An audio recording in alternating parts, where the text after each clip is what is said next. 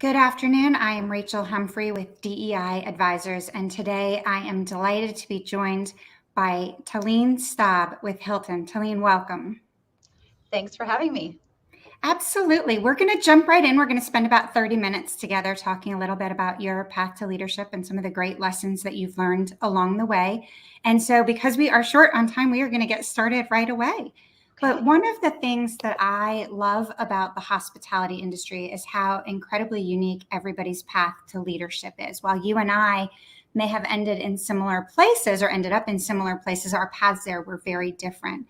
So tell us a little bit about your path to where you are today.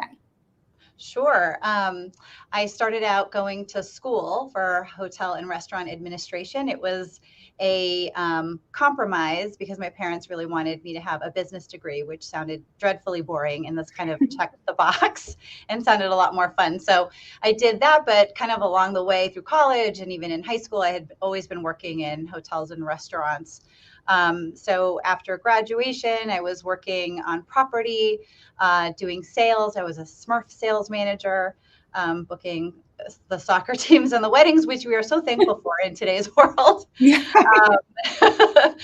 And then got promoted to DOS. I really liked the number side of it. And after a while, I got my first job with corporate Hilton early on. So I've been with Hilton kind of my whole life, I guess.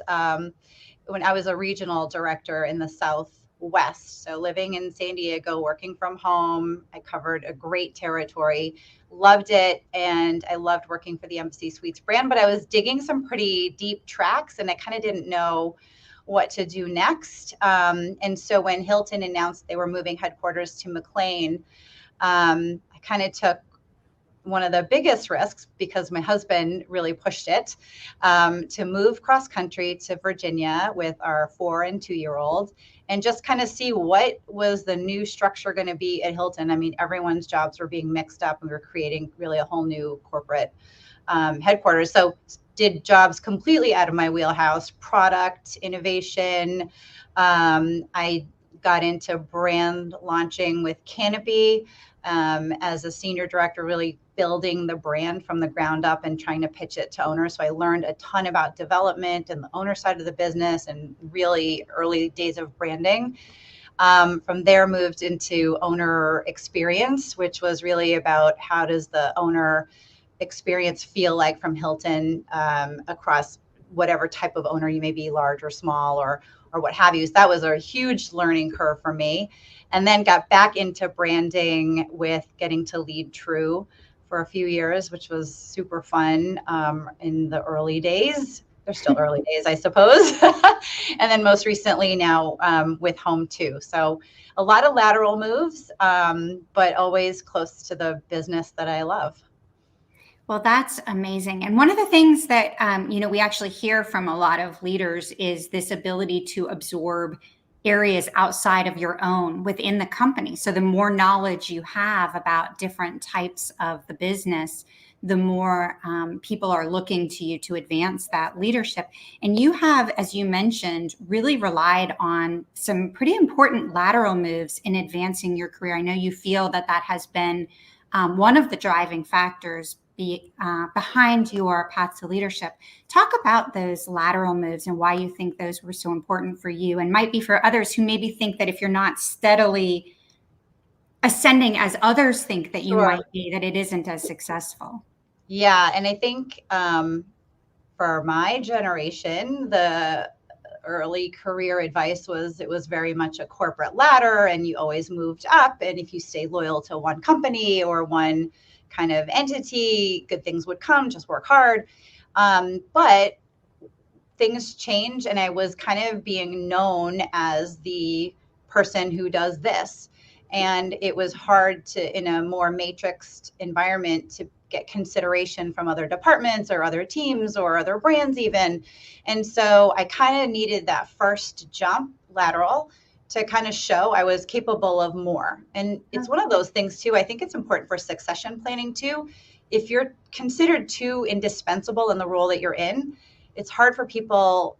That comes into the play, right? Of like, oh, if she leaves, then who's going to do it? And, so you almost want to show that you're flexible and you can do lots of things, not just what you became noticed for.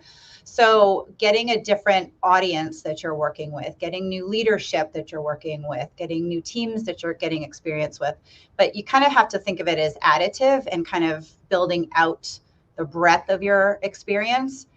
But then what's cool about it, as I think back on it now, it's like you kind of have your own style of doing your work and how you work with people and how you work with teams or how you lead people. That stays with you, but you can apply it to different parts of the business and kind of gain that experience.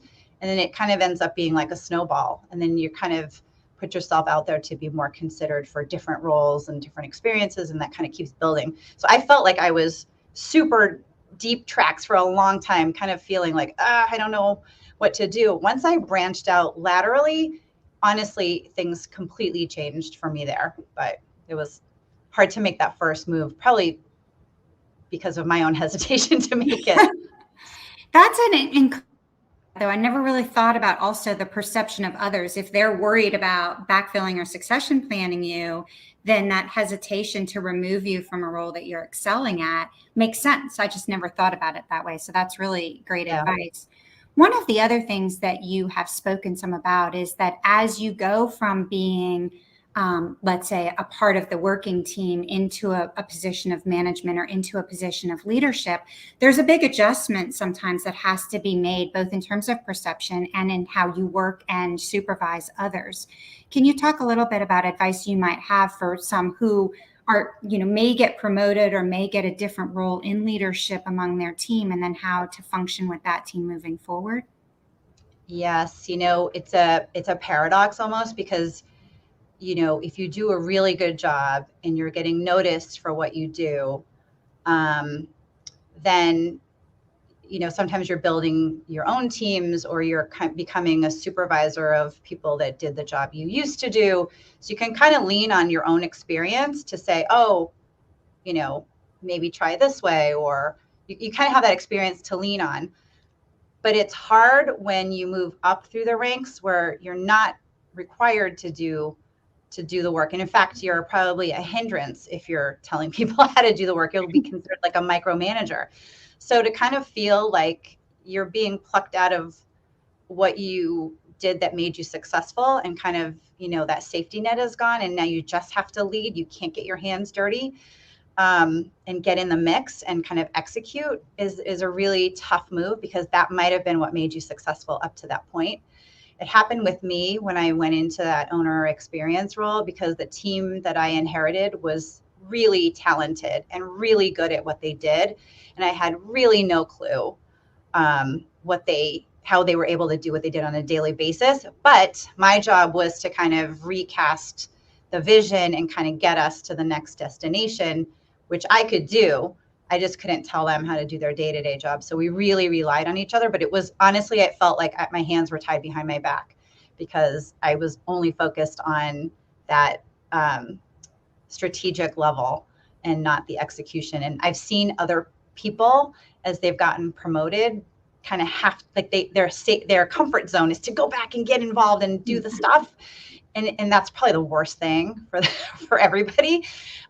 So to really believe like your job is to paint the vision, and get everyone to the destination and let them kind of do the work to get you there. That's such great advice. I had a leader tell me in one of the interviews a few weeks ago that the best advice she ever got from her executive coach was called unpacking your backpack. She's like, every time you go from one job to the next, you take with you everything that you were already doing because you're afraid to let it go. And she's like, when you get to that leadership level, you have to be able to take everything out of the backpack and give it to the person who's actually supposed to be doing the work. So I thought that was a great way of thinking about it. Yep. One of the things we hear a lot, and it's a generalization, but is that women are not good at advocating for ourselves. And you have been an exceptional advocate for other women in the industry. Talk a little bit about how you think that maybe some people who are struggling with that to speak up, whether it is for roles or salaries or jobs that they want, or even opportunities to work on projects. What are some of the strategies that you share with others on how to best advocate for what you want?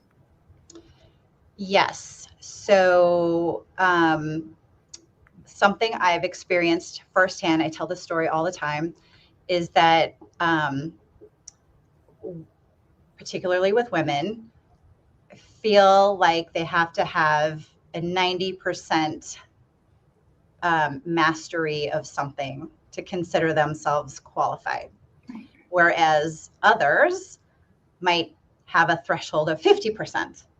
And so how that translates in the real world is women might not check all the boxes on an application and then filter themselves out, which is what happened in my case. I had written a job description with a particular person in mind, and super qualified, and she failed the screen because there was kind of a throwaway question at the bottom that says, are you, expert at Excel?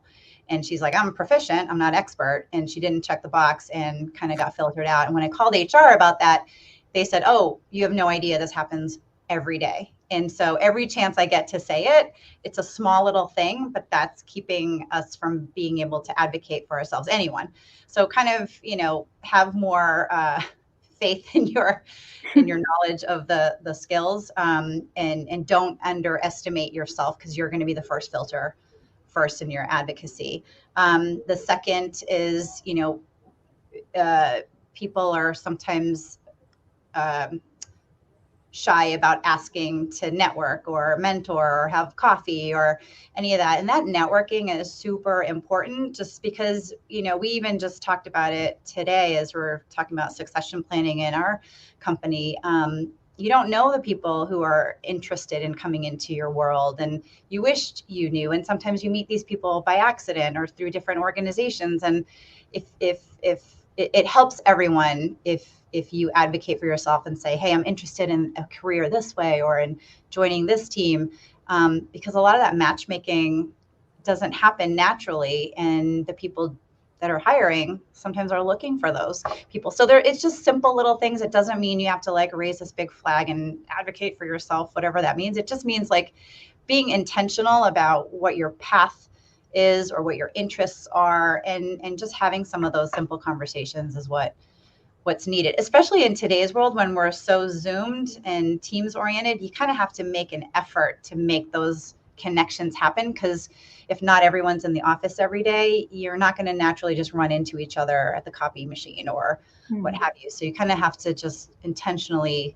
reach out and have those conversations with people. That's advocacy. No, and I like the way that that's maybe a non-traditional way of thinking about it, but certainly the intentionality is so important, and that's such great advice. And you talk about just there, when you are interested in an opportunity, and maybe let's say this time you actually don't check all the boxes. You kind of go through and you say, okay, if I'm being honest, I'm not ready for this role because I don't have this skill set. You are someone, and I always love to share why I've invited certain guests. You are someone who loves to learn and you love to share. And I love that you and I will connect sometime at conferences just to talk, just to say what's going on, what are you hearing for the Women in Hospitality Leadership Alliance. You've become a great advisor for me in terms of just sitting and learning and sharing what we're hearing. Talk about, for those who are finding maybe ways that they do need to continue to grow that skill set, whether it's business acumen or whether it's soft skills. What do you recommend? How do people search out ways of doing that? Is it through, there's so many opportunities now through associations and education and a lot of free stuff during COVID. What are some of the ways that you recommend to people to help continue to grow that professional and personal development? Yes, I kind of look at it at two tracks. So from the business side of it, taking advantage of all of that, the training, think about, areas of the business where you're familiar enough, but maybe you just want to get deeper knowledge. So I've taken, e-Cornell classes or tons of, learnings online for things that I feel like I'll use on my day-to-day.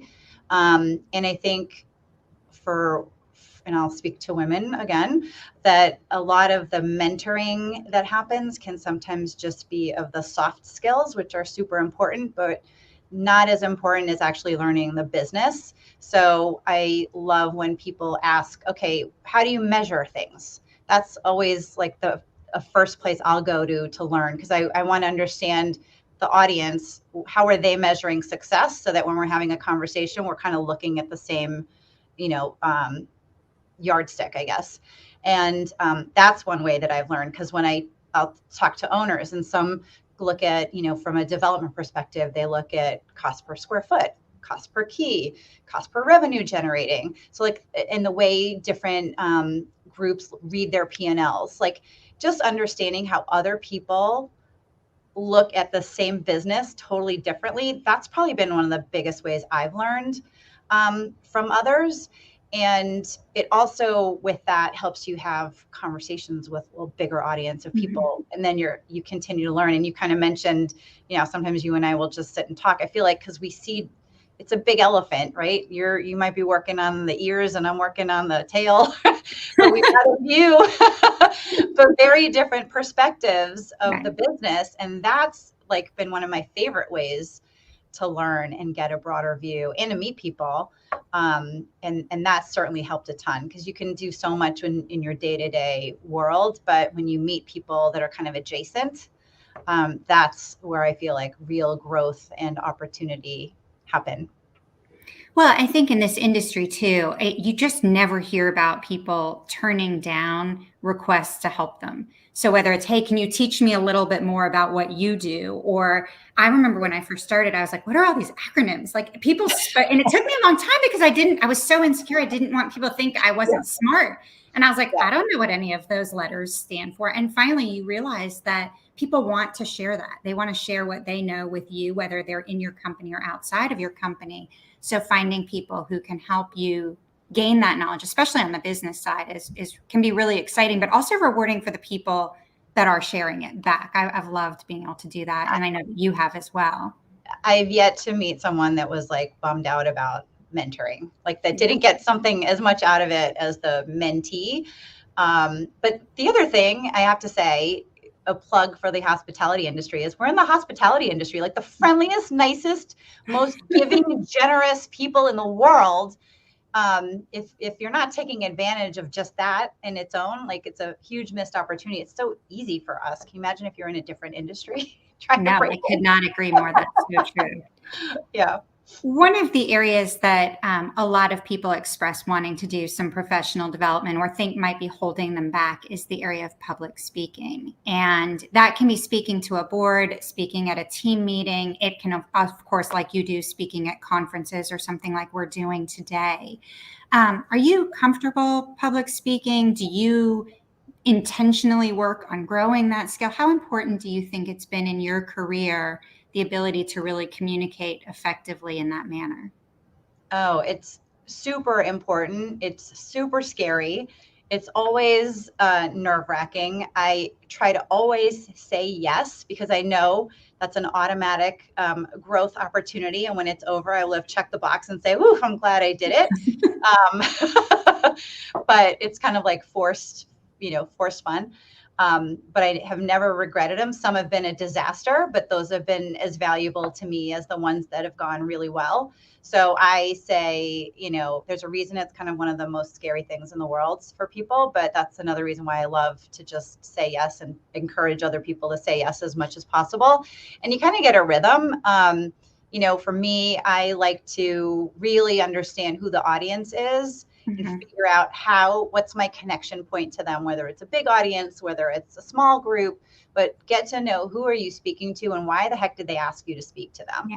And then try to serve to that, and then kind of get the points that you want to say. And then for me, like, I just practice it, and I notice that after the way I've written the script, I keep saying things the way I would naturally say them, as if I was telling the story to my husband over the dinner table or to colleagues. And then that ends up being in the script because it's how I would normally say it.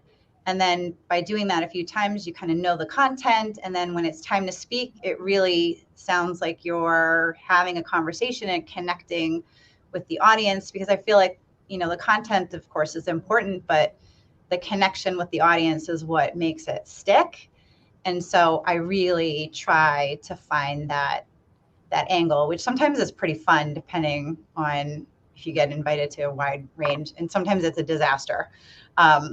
And I've got some funny stories about that. But again, you learn from those as well. You do. Got to do that again, or I would have done that differently. But those are important, and you got to just get used to the feeling of getting scared, and then the thrill of it, and then being so happy when it's done.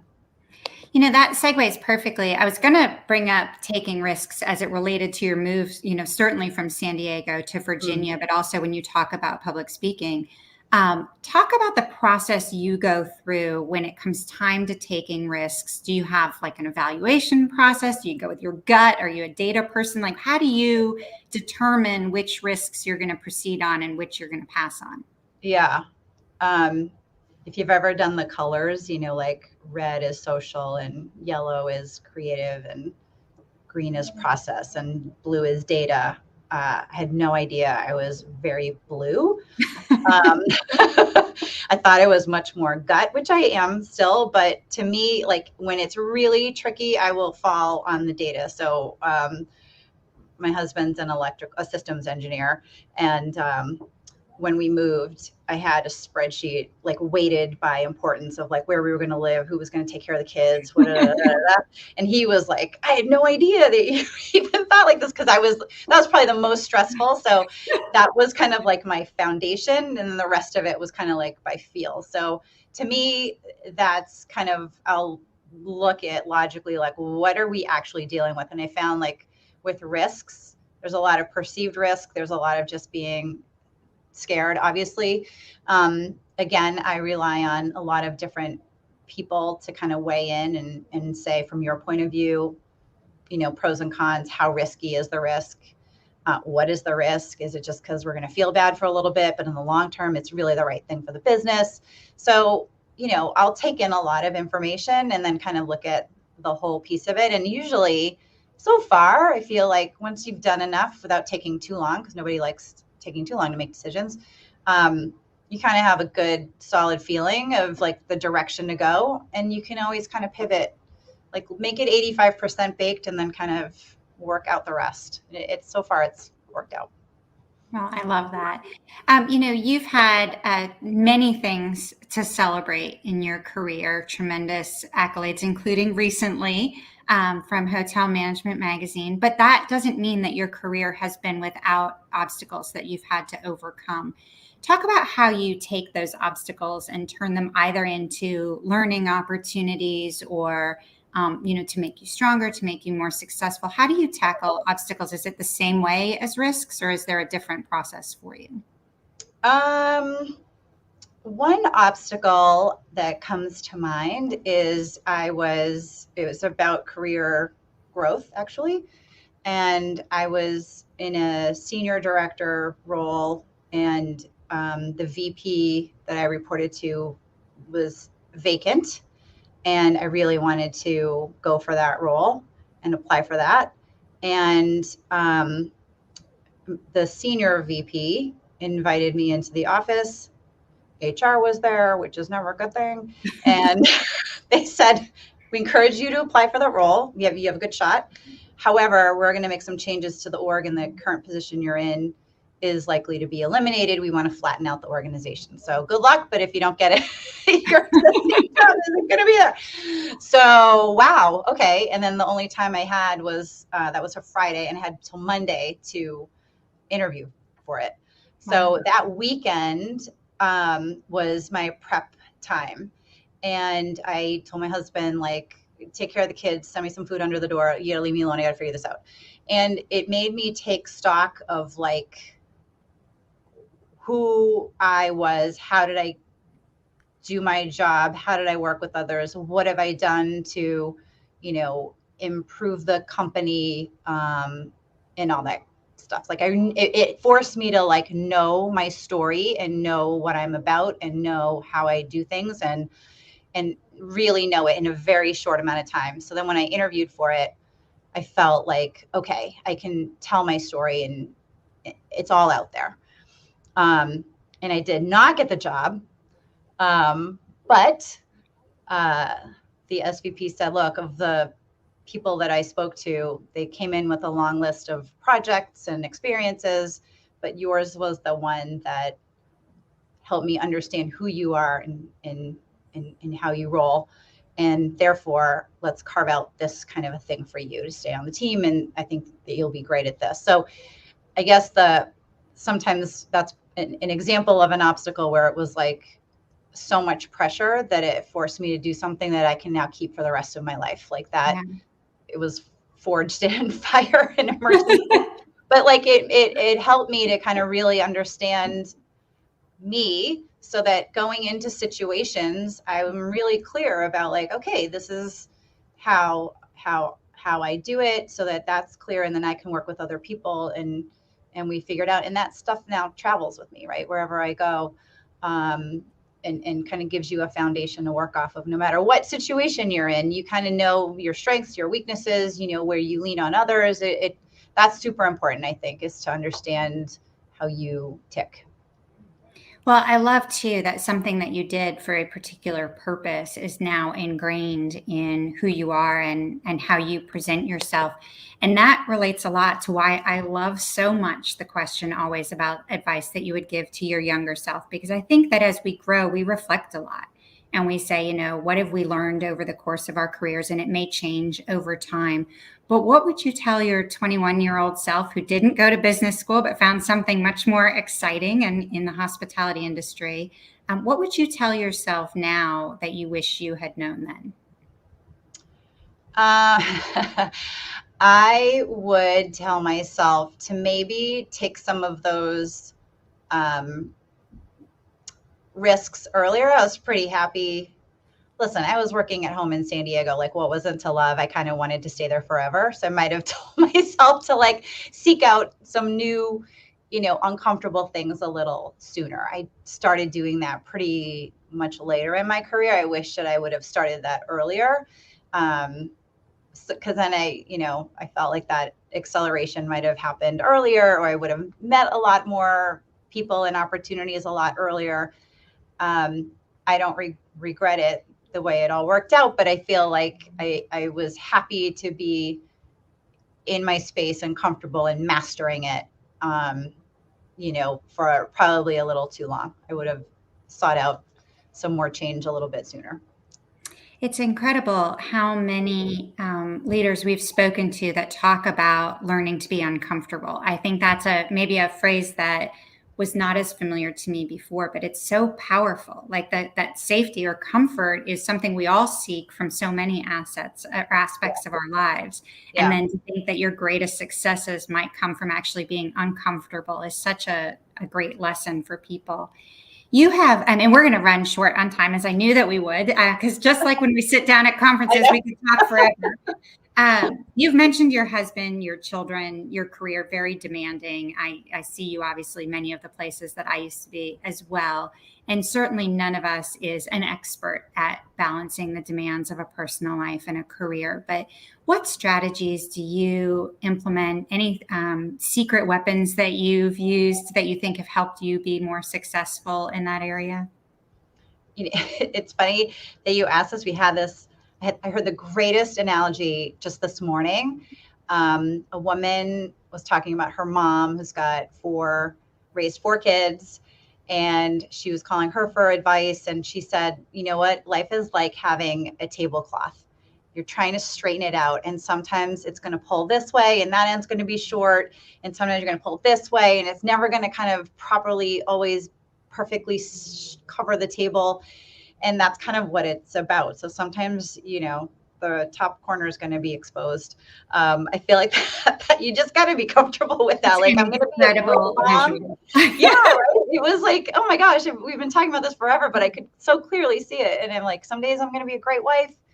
Some days I'm going to be a great business person. Some days I'm going to be a great mom and a great friend. They're all going to happen at the same time on the same day or the week or whatever. And you just gotta be comfortable with that and just know, like, you know what, you're going to have these ups and downs, but in the main, keep yourself sane, take care of yourself. Like, it's part of the fun of it all is like, we were just laughing about, there's a picture of me because right now it's, near the holidays, and a flashback memory came up of my kids she sent it to me. It was a memory that came up on her photos, and it's a picture of me storming out of the room. Like, you just see my back in a huff, and she's posing because I was so mad at them taking Christmas pictures. They were horrible people. And, you know, and then they ended up taking the most beautiful photo shoot without me. It's like, that's it. That's the greatest part of it. And you just have to have a good sense of humor about it and just realize, like, we're all just trying to get through the day. And sometimes there's some really awesome things that come out of that. That's great. And I love having a good sense of humor about it too, because you just can't take everything too seriously. Well, tell us one thing. You've offered so many incredible nuggets of wisdom and the lessons that you've learned along the way. Do you have one more thing that you would want to share with our listeners? Something that, either a piece of advice that you wish you had received, or something that maybe you like sharing that we haven't talked about yet? I would just maybe go back to what I said earlier about, like, know your story. You know, I've talked to so many people, you know, trying to find the next step in their careers, or trying to, you know, figure out how do they get these roles. And, you know, I always say it's not whether you're good or bad. It's like, you are a unique puzzle piece, right? Your shape is very special. And if that puzzle piece is going to fit in the next role, then that's great. But if it didn't, it doesn't mean there's anything wrong. It's just, you know, it just didn't fit. So really understand your puzzle piece. What are you, so you can speak to it and you can communicate and you can advocate for yourself, because you'll be super clear, and people who are working for you or working beside you will know what they're dealing with. It's just like, it might feel like an indulgence, but it's something that's going to go, you know, with you and help you kind of every step of the way. So, Well, I love that so much. Talene, thank you on behalf of myself, because you have been a huge advocate for me, and someone that inspires me on a regular basis, and on behalf of an industry that you give so much to. Thank you for sharing your insights with the DEI Advisors audience, and also for all you do for the industry. But thank you for joining us today. thank you. And thank you for the invitation. And same to you. I love talking to you and your knowledge. And thank you for everything you're doing with DEI Advisors. I think it's wonderful, wonderful work. Thank you, Talene.